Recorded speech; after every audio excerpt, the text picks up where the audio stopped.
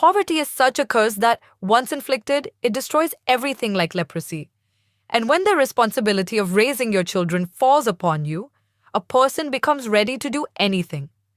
Perhaps this is why parents hold the highest position in this world, as they do everything for their children.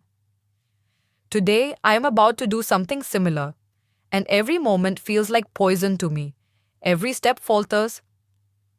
I know very well that what I am about to do is a sin, but my circumstances have brought me to this point. Memories of the time when my husband was with me keep flashing before my eyes. Those beautiful moments we shared together are screaming at me, begging me not to betray him, even though he is no longer in this world. Yet, I keep moving forward. My heart is heavy with despair. But still, today I look breathtakingly beautiful, perhaps more so than I ever did, not even for my husband. But what is the point of this beauty? This beauty which dazzles today is about to shatter me. I stepped into the room of that man, but what I saw there brought me to my knees. I clasped my hands together, fell to the ground and began to cry and pray. For a miracle stood before me. It had been a week since my husband passed away. The little money we had was gone. This is no longer a time where a few coins could suffice for daily needs. Every day required money, far more than we could make. I had 4 children, all born within 7 years. My husband was fond of having many children. He believed a man's honor was tied to the number of children he had. If a man had a troop of children, other men would envy and admire him, thinking he was lucky. I never understood this mindset, especially since I had married at a young age. But my husband insisted he wanted many children. Having a child every year was no easy feat. When the doctor told him that my first delivery would require surgery, his face fell. He said, "If the first is a surgery, she won't be able to have more than 4 surgeries in her life. Somehow, make it a normal delivery." The doctor later told me, "Your husband doesn't care about your health. He's only thinking of the future. If you survive now, only then will there be more children." I agreed to his wishes. The doctor complied, but the pain I endured, only I know. After that, my feelings for my husband changed slightly. But when I gave him his child and came home, he took such good care of me that in those 40 days, I fell in love with him 40 times. No husband, I thought, could care for his wife as much as he cared for me. I had heard stories about other men in the neighborhood, but my husband was different. He was a good man but lacked foresight. Now he was gone, leaving us destitute. He had no connections with relatives, nor did he help anyone in their times of need. Even if he had, no one would help us now, because the world had changed. The household items were being sold one by one. Hunger began to set in. I started borrowing food. Sometimes a plate of vegetables from one house, sometimes a plate of rice from another, which I would boil in water to feed the children. But how long could this go on? I couldn't leave the children to go out and work, nor did I have any skills to earn a living. My parents had not educated me. They had married me off as soon as I came of age. My parents were no longer alive, and I was the youngest among my siblings. My brothers and sisters had their own families and had given what little help they could, but it wasn't enough. In our situation, we needed daily assistance, someone to bear our expenses. In our neighborhood, there was a shopkeeper who owned a grocery store. One day, I went to his shop. He had a strange reputation. Some said he was greedy, while others said he was a good man. But if he was truly kind to everyone, how would his business run? After all, people often take groceries on credit.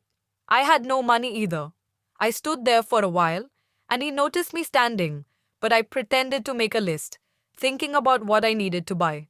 Then I said that I desperately needed ration and had no money. He knew my husband well and gave me flour for free, saying, "All right, take it." But he looked at me from head to toe in a way that felt strange. Perhaps I was overthinking because I was now alone, and all kinds of strange thoughts kept crossing my mind. It felt like everyone was my enemy, and no one was truly mine. My children were so young that they couldn't help me. They needed care themselves. My youngest daughter was just 3 months old. How could I leave her and go anywhere? Things were going from bad to worse. I started visiting that grocer's shop every day, taking one thing or another on credit. He would note it down in the account book, assuming I would pay later. My husband used to do the same, and so did others in the neighborhood. But he didn't know that I had nothing to pay with. Not now, not ever. I had already sold the things in the house that didn't really need to be sold, but even those were gone now. One day, a woman came to my house. She was my friend, but since my husband had passed away, it was her first visit. I didn't expect any help from her because her situation was just as bad as mine. Her husband was involved with another woman and having an affair, leaving her troubled as well. Still, she brought food cooked at her home for one meal and sat with me, feeding my children. She asked how I was doing, and I told her I knew about her struggles too. When she asked how I was managing, I told her about getting things on credit from the grocery store. She asked, "How do you pay for it?" I replied, "I don't pay. Just consider it credit." She then warned me about the grocer's habit of visiting people's homes to demand money. I shrugged it off, saying, "We'll deal with it when he comes. What else can I do? I have 5 kids. How will I manage?" She advised me to start working, but I retorted, "How can I leave such small children alone and go to work?" Her advice made me angry, as if she was criticizing me while managing her own troubles poorly. I felt as though I had grown used to relying on borrowed goods and sitting at home. I thought, let it go on as it is. No one is going to report me to the police for taking things on credit. One day, I'll repay the debt. Something will work out. I had left everything to God, believing He would provide. While it's true we all rely on God, I had completely abandoned myself to fate without doing anything, which was probably my mistake. Days went by like this. My older kids started going to the shop themselves to get food or snacks, promising to pay later. They were just kids. How could I stop them? They had already been asking repeatedly about their father's absence. If it made them happy, I didn't have the heart to refuse. I missed my husband a lot. If I reflected on my life, it seemed like I had been dealt an unfair hand. My husband had left me with the heavy responsibility of raising 5 children at such a young age. If I had only 1 or 2 children, I might have been able to remarry. Someone would have seen my beauty and married me, but who would take on the burden of 5 kids? Even a crazy person wouldn't agree to that. Just feeding 5 kids simple meals like lentils and vegetables would cost so much that the person would regret marrying me. My husband had tried to make my life beautiful, but after his passing, there was no one left to help me. I had to help myself, but I didn't know how, especially with such small children. One day, when I went to the grocery store, the grocer said something strange and inappropriate. He said, "You used to be so beautiful. What have you done to yourself?" I replied, "You know my husband is no longer in this world." He said, "So what if your husband is gone? Does that mean you stop taking care of yourself?" I retorted, "Perhaps you're forgetting that we live in a society where widows aren't allowed to eat rich food, wear shoes, or even sleep on a proper bed. How can you say that a person should take care of themselves after losing their husband?" He began saying, "Those are old-fashioned ideas. Who believes in such things nowadays? Let me add some beauty products to your supplies. Take care of yourself." I said, "Instead of these things, could you add something useful for my children? Who do I have to dress up for? If my children's stomachs are full, my face will naturally glow with happiness." He replied, "I'll give you that too, but take care of yourself. There isn't another woman as beautiful as you in the entire village. Why do you neglect yourself?" I said, "I am already ruined." He responded, "No, no one could guess you have 5 children. You still have so much beauty left." I don't know why I was talking to him about all this or why he was saying such things. Who did I have in my life to share my thoughts with? My husband had passed away.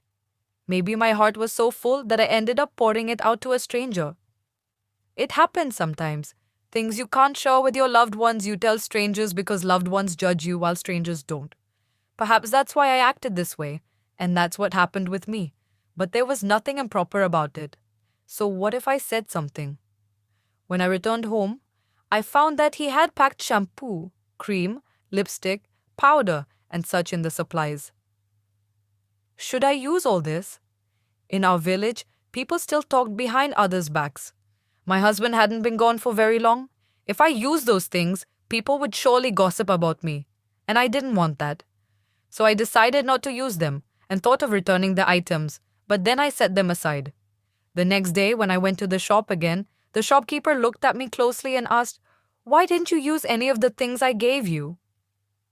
I replied, "I just don't feel like it." He said, "Convince yourself. Your husband isn't going to come back just because you don't feel like it." I admitted, "You're right. I don't know why I felt comfortable sharing my thoughts with him. Maybe because I was taking things from him for free, I ended up telling him my troubles too. Today, I even borrowed money for my daughter's medicine. He usually only gave me groceries, but he was kind enough to give me the money too. He said, 'Take her to the doctor since she's unwell.'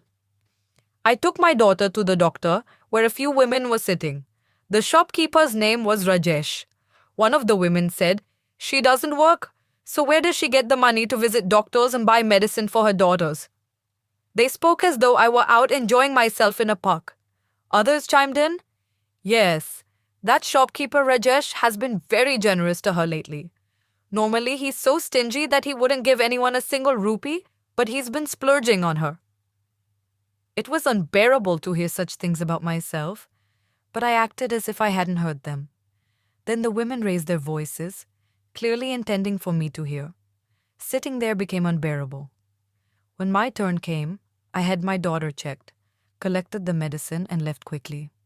I never imagined that such things would be said about me. But that's how villagers are. They turn small matters into big tales. At that moment, I thought about how no one could say anything bad about me, not even my enemies, and now the whole village was gossiping. Why was this happening? I had given them the opportunity. I needed to compose myself and move past this. But then I thought, people will always talk. They don't see the groceries in my house. That kind man is helping us. Should I stop accepting his help just because of their gossip? If I do, who will feed my children? Will these people take responsibility for my children's meals? That night, for the first time since he passed away, my husband appeared in my dreams.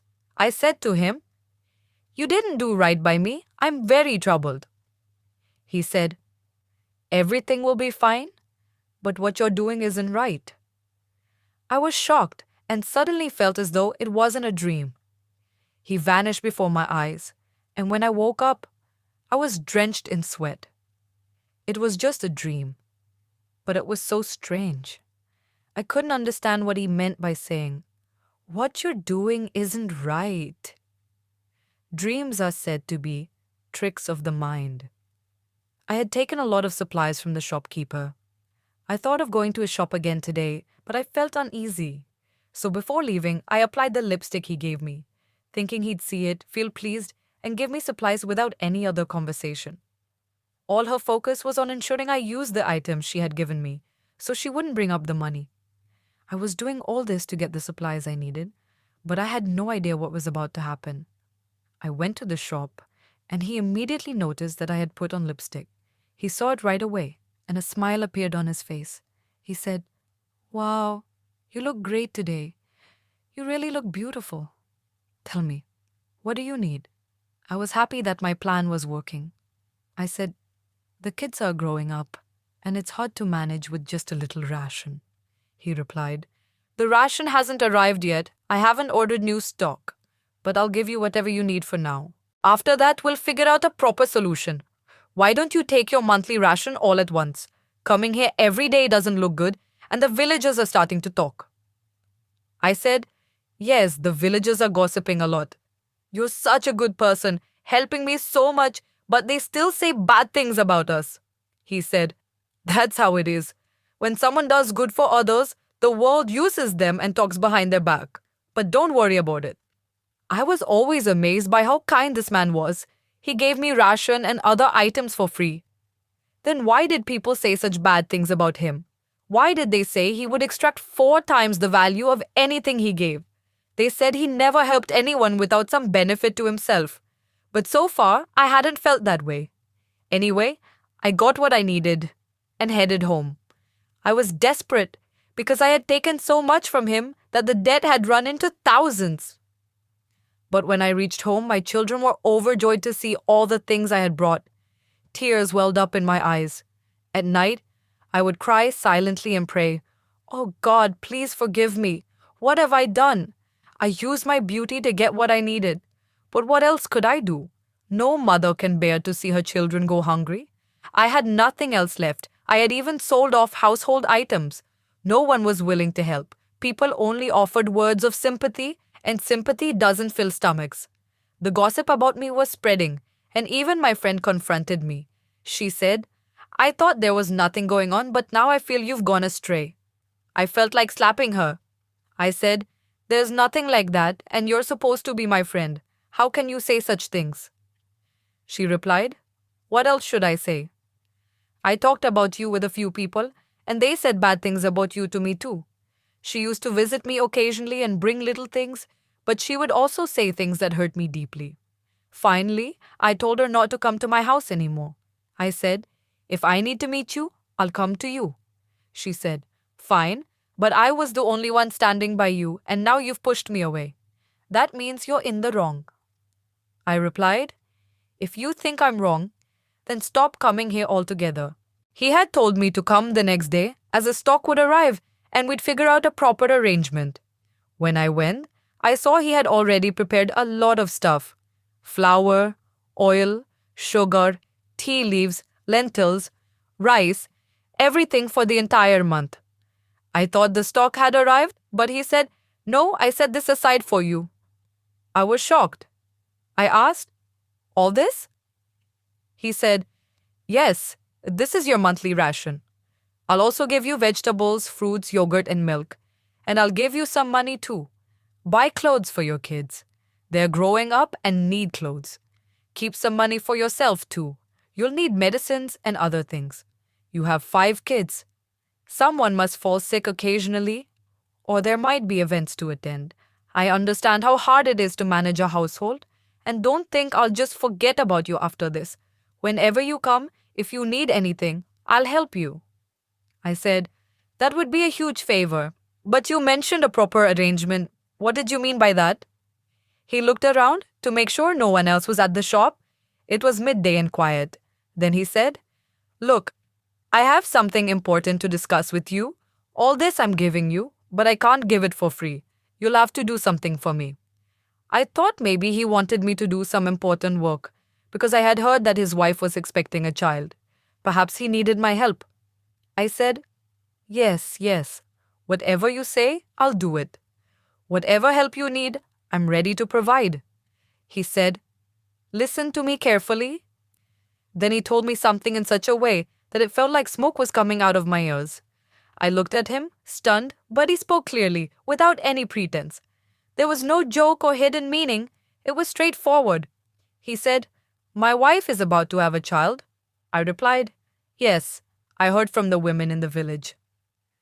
Maybe you need my help with this because she might not be able to manage the housework, etc. I'll help you, and I'll take care of the baby too.' He said, 'Forget that, I want to tell you something else.' I said, 'What do you mean?' 'I don't understand,' he said. 'My wife has become very fat. I don't feel like going near her. Spend one night with me and I'll give you a month's worth of groceries.' Hearing this, I was shocked. Now I understood why the entire village said this man wasn't decent. Eventually, he revealed his true intentions. I listened to him, and then I took 2 steps back. He looked at me. My face was filled with disbelief. He said, 'Why? What's wrong? Did I say something strange? You're not a little girl. You're a mother of 5 children. Don't you know what direction the world is heading in? It's a give and take rule. Do you think you're my uncle's daughter that I'll keep helping you for free?' I lowered my head. I wanted to run away from there. He said, 'There's no need to run away. Think about what I've said. Otherwise, you owe me 35,000 rupees. Bring it tomorrow.' I was shocked that he had kept an account of every little thing. It's not like we ever ate lavishly, just a little flour and lentils daily. But over the past few months, 35,000 rupees had accumulated. After all, the cost of living had skyrocketed. He said, I'll wait for you at 1 a.m. tonight. If you want to come, then come. Otherwise, bring the money. And if you don't pay, I'll call the village council and summon everyone. They should know why you've been taking money from me. You opened an account here, and your husband used to do the same. But he paid for it. Now your husband is no longer alive, so who will pay? Suddenly his tone changed. His voice became stern. I returned home and looked up at the sky, wondering what would happen now. No one would help me, and my reputation would be ruined in front of the villagers. I would also lose the livelihood I had. Should I do this? Today I understood why people kill their own children, because they cannot bear to see them starving. But instead of killing my children, it would have been better for me to die. But this was a death where I wouldn't actually die. I would still be alive, but something inside me would shatter. I was ready to sacrifice my soul. I sat that night, watching my children. The clock struck 12. I had 1 hour. I gathered all the things he had given me to prepare myself. And now, I was heading toward his house. If someone had seen me at that moment, they would have covered their mouth in shock at the kind of clothes I was wearing. For now, I had draped a shawl over myself. I walked in the dark, and memories of the moments I spent with my husband flashed through my mind. My children's voices echoed in my ears, their cries when they asked me for food. I had raised them with so much effort not to see them starve. It's okay. Today I had decided to take my own life. What else could I have done, Mom? And what can anyone do? I couldn't even look up at the sky anymore, perhaps because I couldn't face God. I just kept walking. I reached the place he had told me about. It was probably his living room. His wife was sick and wouldn't even know what was happening in the house. The door to the living room was already open. Perhaps he had seen me approaching through the window and had opened it. As soon as I stepped inside, I was shocked to see the scene in front of me. He had set up the room with food laid out whose aroma filled the room. Alongside were gifts and a bag of groceries he had packed in a large sack, ready to be placed on a cart so I could carry it home easily. He had thought through everything. Seeing this, I began to hate his very face. I thought he was a benefactor, someone helping me. But this was his idea of help? Today, I realize no one in this world does anything for anyone without a motive. I stood at the door, unable to move forward, but I had to go inside. If I stayed outside, someone else might see me, and that would also lead to disgrace. Hesitantly, I stepped inside, only to be shocked once more. He glanced at me, a smile appearing on his face, and in the next moment, he started screaming in a strange way. His screams were so bizarre and loud that they started hurting my head. I was stunned, unable to understand what was happening to him. A little while later, he began writhing in pain. I didn't know what to do. Perhaps his wife heard his voice because she came into the room through another door. I quickly hid behind a wall. She looked worried and called out for help. I ran back home. By morning, I heard that the grocer had passed away. He'd had a heart attack. The villagers couldn't figure out what had happened to him. They were taking him to the hospital, but he died on the way. The same sky I hadn't been able to look at, feeling that I was about to commit a grave sin, now brought tears to my eyes as I gazed upward. Had God saved me, or had that man received his punishment before my eyes? No one knew how much I owed him, and so the matter ended there. But after that, I decided that I wouldn't sit idle anymore, depending on others. I reached out to a friend and asked her if she could look after my children for 3 or 4 hours each day. I promised to pay her a small amount monthly. Then I started working as a laborer. Slowly, I got used to the hard work. The money I earned wasn't much, and life wasn't easy. But this money was mine. It wasn't begged for, and it came with no fear attached to it. Honestly, it seemed blessed. I started meeting my children's needs. After saving up a little, I bought a washing machine and began offering laundry services at home. Soon, The entire village started coming to me for this. This kind of service wasn't common in the village, but people's mindsets were changing and they began to rely on me. Initially, I charged very little, but over time, I increased my rates because people had gotten used to it. Now, I wash clothes for the whole village. I even hired 2 more women to help me. It's been 3 years since then. My children have grown up a bit and helped me as well. I've learned a big lesson in life. I don't know whose prayers or what good deeds saved me, but my dignity and life were both preserved. I'm now standing on my own feet, and that gives me immense joy. Looking back, I feel that incident was necessary for me. I had become complacent and dependent on others. God made me go through that ordeal to make me realize what I needed to do. And truly, I've learned to fly. This world is harsh. No one even gives free advice, let alone help. I thought he was bearing the burden of my household, but he was just trying to trap me. God called him back at the right time. Perhaps my late husband, who appeared in my dreams, was also signaling that what I was doing wasn't right. Friends, if you like my story, do let me know in the comments, like this video, and share it widely. If you're new to the channel, subscribe and press the notification bell so you don't miss any updates.